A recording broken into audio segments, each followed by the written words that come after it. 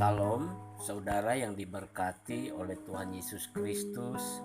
Makanan rohani sehat kali ini dengan judul Bagaimana saya menerima Yesus dan dilahirkan kembali, yang adalah merupakan salah satu kesaksian dalam hidup pribadi saya sendiri.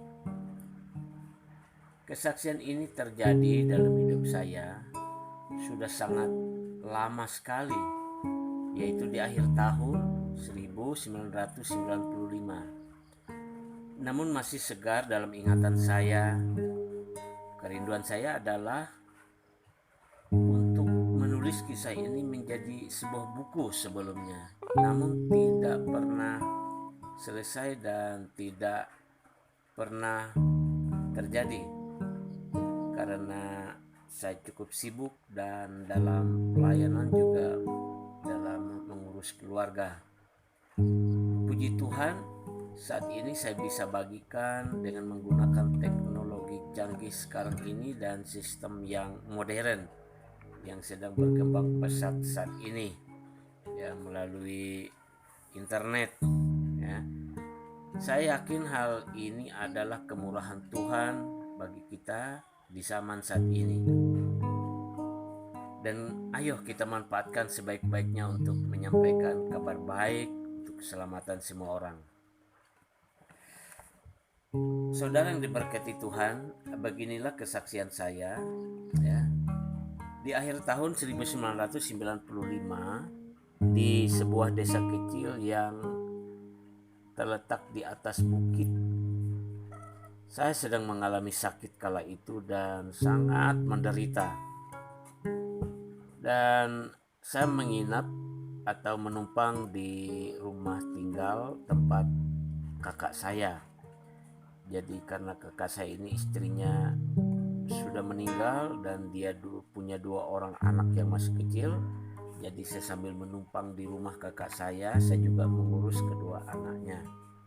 Kakak saya itu jarang pulang karena usaha sebagai sopir angkutan, ya, dan angkutan jarak jauh, angkutan darat. Karena sudah seminggu lebih masih sakit dan semakin lemah, ditambah masalah berat yang saya hadapi saat itu, membuat dalam perasaan saya muncul rasa putus asa yang begitu menyiksa. Bahkan saya juga terpikirkan kalau sakit saya membawa kepada kematian. Apakah saya masuk ke surga atau ke neraka? Pikiran ini menambah rasa sakit dalam diri saya dan membuat saya susah atau sulit tidur. Napas saya sering terasa sesak. Saat itu untuk pergi ke tempat berobat cukup jauh jaraknya dan saya sama sekali tidak punya uang. Jadi tidak ada obat yang saya minum untuk menyembuhkan sakit saya. Puncaknya pada suatu malam, di tengah malam yang dingin, dengan rasa sakit di tubuh, bahkan rasa sakit di jiwa yang begitu menyiksa,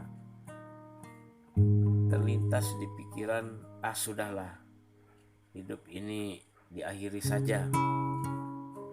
Pikiran ini semakin kuat seiring dengan malam semakin larut dan dingin di desa yang sunyi itu. Tetapi ada dorongan di dalam hati yang terdalam untuk berdoa. Dan saya tidak terlalu paham sebenarnya waktu itu untuk berdoa. Meskipun saya adalah orang Kristen, tetapi untuk berdoa, membaca Alkitab dan ibadah itu hanya sekedarnya saja, hanya lewat-lewat begitu, tidak serius, ya. Bahkan hidup kekristenan saya itu saya tidak mengerti. Sebagai orang Kristen kala itu saya tidak begitu mengerti artinya, tidak menghayati, ya, tidak paham. Memang ketika saya masih SMP, saya itu senang membaca Alkitab, sampai juga di SLTA kelas 1 kelas 2, dan sesekali ibadah, ya kadang juga ikut aktif terlibat dalam kegiatan pemuda remaja gereja. Tetapi penglihatan atau pengertian saya sebagai orang Kristen itu, saya rasa waktu itu memang tidak ada, hanya ramai-ramai begitu saja dan orang tahu bahwa saya orang Kristen. Akhirnya ketika saya tidak lagi gabung dengan anak-anak muda di gereja, hal itu saya tinggalkan.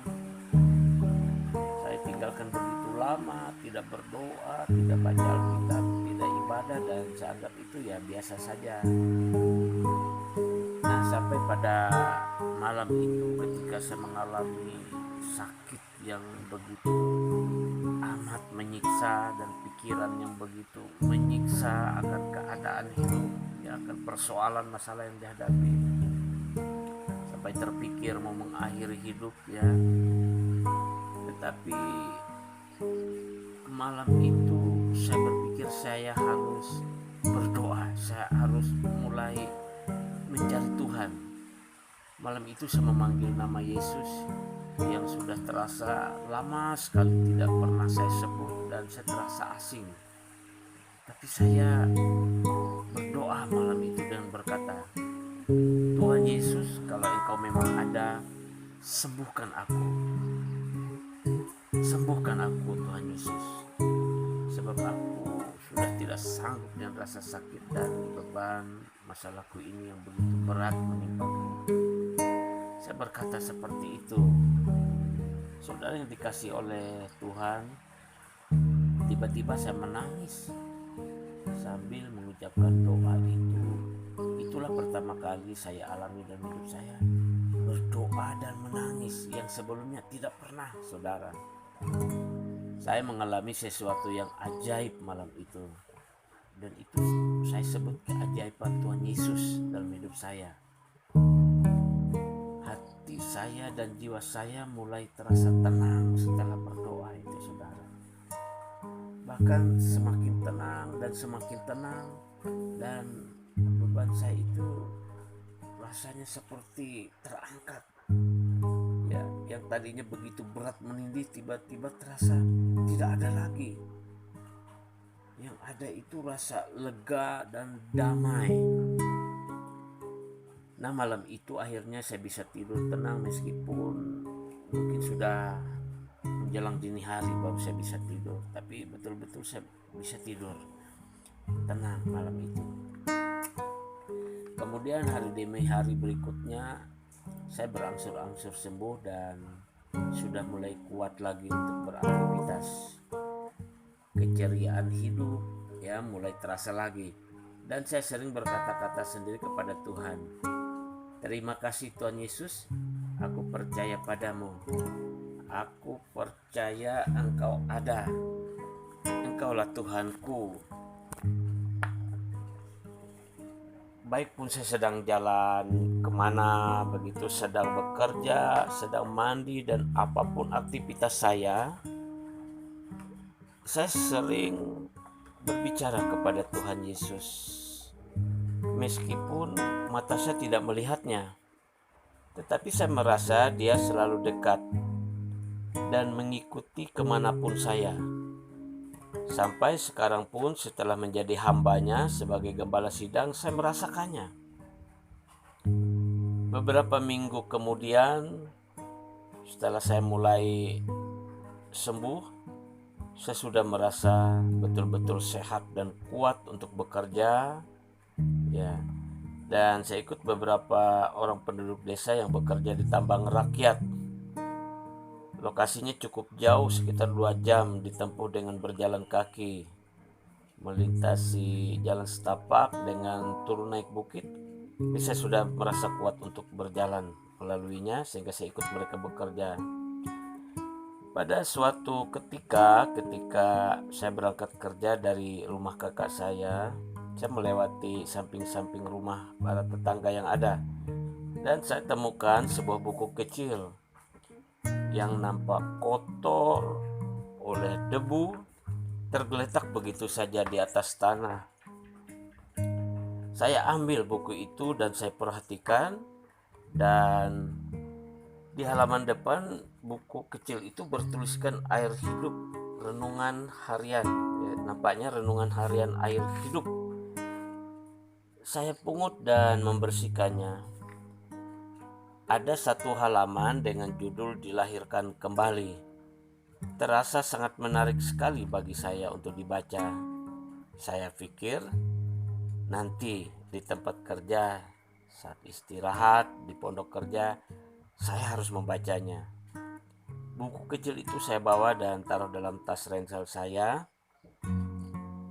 Pada kesempatan yang tepat untuk membaca halaman yang berjudul "Dilahirkan Kembali", ya, saya baca dengan teliti sekali.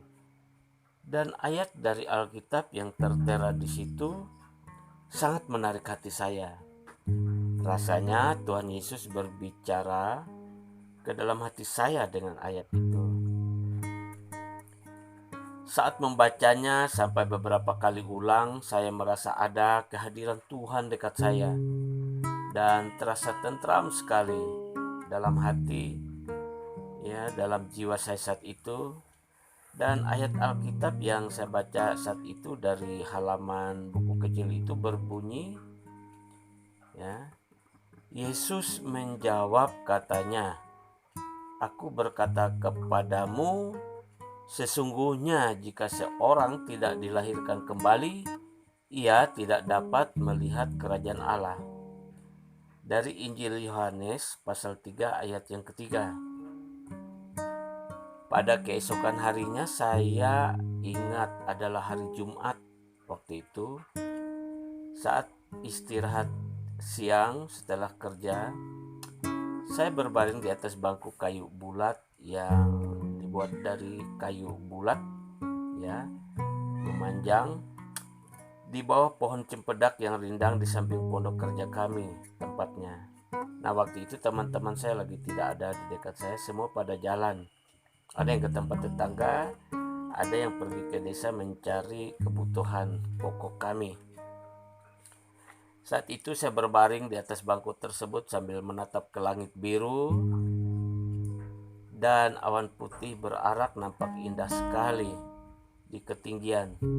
Saya membayangkan di atas sana itu adalah surga, dan saya juga membayangkan Tuhan Yesus begitu besarnya di awan-awan sedang menatap ke saya. Dan mulut saya pun tiba-tiba mengucapkan kalimat, "Tuhan Yesus, apa ya artinya dilahirkan kembali? Saya mau Tuhan dilahirkan kembali, karena saya mau melihat kerajaan Allah." Seperti itu saya ucapkan waktu itu dengan hati yang tertuju kepada Tuhan Yesus. Dan keajaiban terjadi saya rasa waktu itu. Saya merasa ada damai sejahtera dan sukacita yang besar tiba-tiba masuk ke dalam hati saya, dan muncul suatu pengertian baru dalam hati saya, seperti ada yang memberitahukannya kepada saya kalau saya itu sudah dilahirkan kembali. Ya, saat mengakui Yesus menjadi Tuhan saya, dan saya boleh memanggil Tuhan dengan sebutan Bapa, karena saya sudah menjadi anak Tuhan. Pengertian itu membuat saya rasanya mau melompat berteriak kegirangan. Namun saya juga takut tetangga heran gitu ya. Saya hanya sujud. Akhirnya sampai muka saya ke tanah, saya turun dari bangku tempat saya berbaring itu, saya sujud. Saya membayangkan saya sedang sujud mencium kaki Tuhan. Ya, dalam hati ini serasa mau meledak rasanya karena rasa sukacita yang begitu besar. Saudara yang diberkati oleh Tuhan, itu keajaiban yang saya rasakan. Nah, kemudian beberapa lama setelah peristiwa yang ajaib di bawah pohon cempedak itu, di bangku kayu panjang, ya, saya ingat sampai sekarang masih segar di ingatan saya, di samping pondok kerja kami itu, saya menemukan lagi sebuah ayat ketika saya membaca Alkitab yang saya baru dapatkan dari seorang hamba Tuhan yang memberikan saya Alkitab. Ketika saya ada ketemu dengan hamba Tuhan ini yang baru juga merintis pelayanannya di desa tersebut, dan saya baca dalam Alkitab dari kitab Roma pasal 8 ayat 15 dan 16 yang berbunyi, sebab kamu tidak menerima roh perbudakan yang membuat kamu menjadi takut lagi, tetapi kamu telah menerima roh yang menjadikan kamu anak Allah. Oleh roh itu kamu berseru, ya Aba, ya Bapa. Roh itu bersaksi bersama-sama dengan roh kita bahwa kita adalah anak-anak Allah.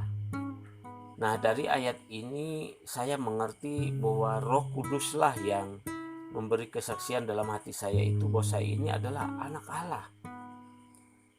Dan ayat ini juga membuat saya jadi sering berdoa dari doa yang diajarkan oleh Tuhan Yesus yang ada di dalam Injil Matius pasal 6 ayat 5 sampai 13. Dan sampai sekarang saya sering berdoa itu yang sering dikenal dengan doa Bapa Kami.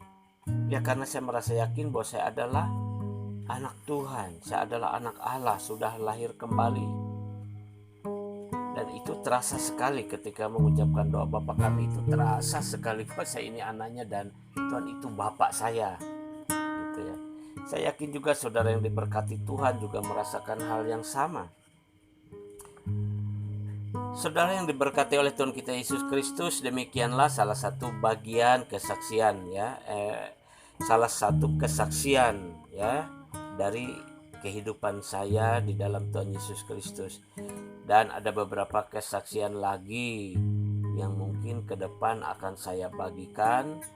Ya, maksud saya supaya ini menjadi berkat bagi kita semuanya, menguatkan kita, dan juga nanti ke depannya jika saya juga membagikan kebenaran firman Tuhan ya, supaya juga ya saudara-saudari dimanapun berada tidak syak ya bahwa saya benar-benar adalah anak Tuhan ya. Bahkan sekarang saya juga adalah menjadi hamba Tuhan dan menggembalakan jemaat Tuhan meskipun di desa, tetapi saya yakin dan percaya bahwa Roh Kudus bekerja dimanapun ya, karena roh Tuhan melingkupi seluruh dunia ini, dikatakan firman Tuhan dalam Alkitab. Puji Tuhan, demikianlah kesaksian saya, semoga memberkati. Terima kasih, Tuhan Yesus memberkati dan shalom.